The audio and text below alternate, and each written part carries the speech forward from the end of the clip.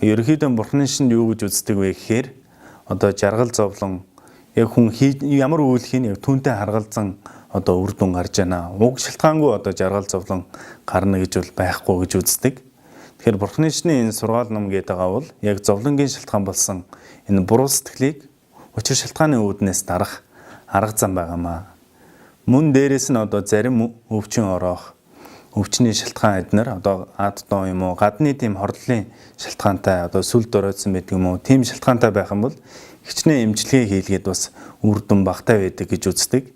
Тэгэхээр одоо энэ насны авшиг тавьснаар одоо бурханчтай даврал одуулах, нүглээ намжлах байдаг юм уу, энэ буйны үр дүнд зарим одоо тийм өвчний шалтгаан арилаад ирэхэд бол дараа нь эмчилгээ хийгээд явхад бол их үр дүн сайтай байдаг гэж үздэг. Тэгэхээр энэ насны авшиг гэдэг бол одоо сүл дороодсон зарим одоо гадны шалтгаантай одоо өвчин ороох, махбод ингээ хямрах тэр бүхэн шалтгааныг бол одоо амирлуулдаг.